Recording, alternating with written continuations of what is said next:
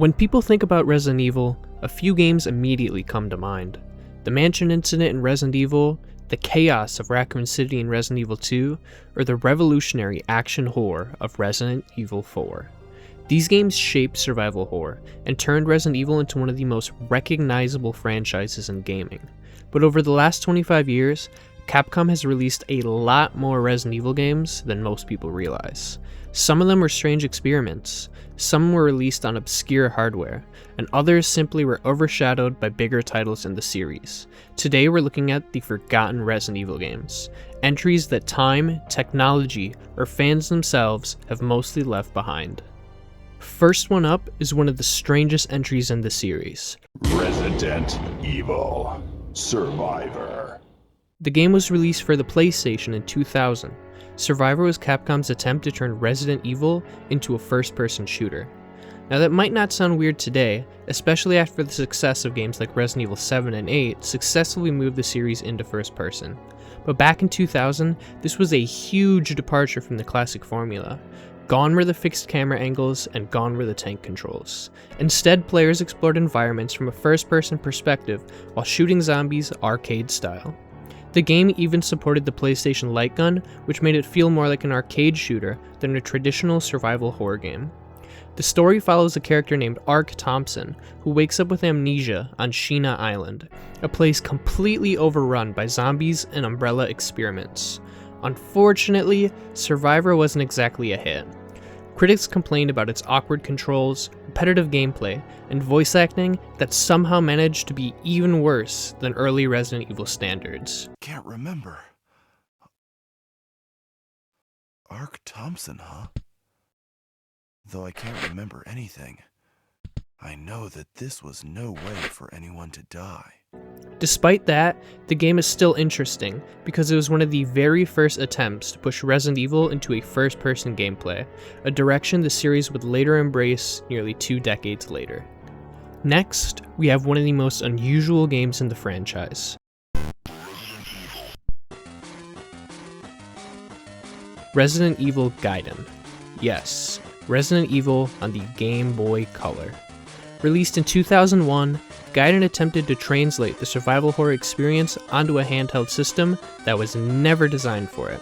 And surprisingly, it kind of works. The game follows Leon S. Kennedy and Barry Burton as they invest a zombie outbreak on a luxury cruise ship. Instead of the typical gameplay formula, Gaiden mixes top-down exploration with a very strange combat system. When you encounter an enemy, the screen shifts to a first-person view where a moving targeting bar slides across the screen. Players have to time their shots to hit enemies in the right spot. It's a weird system, but it was an interesting attempt to create tension on such limited hardware.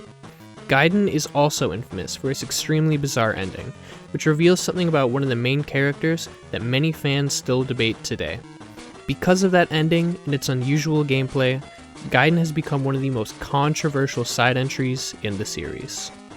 Another forgotten entry arrived in 2003 with Resident Evil Dead Aim. Dead Aim is part of the Resident Evil Survivor spin-off series, but it tried to fix some of the problems that plagued the original Survivor.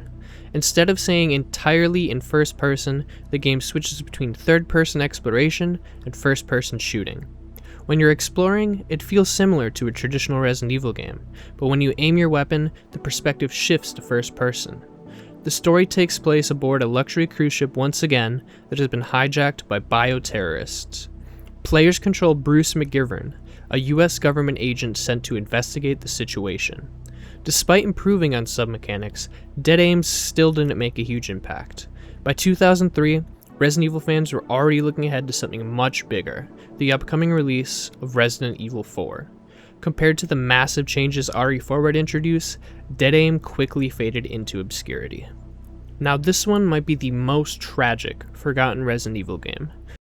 Resident Evil Outbreak.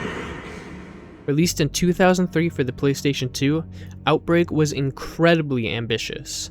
It was one of the very first online multiplayer survival horror games ever made. Instead of controlling iconic characters like Leon or Jill, players took on the roles of 8 ordinary civilians trying to escape Raccoon City.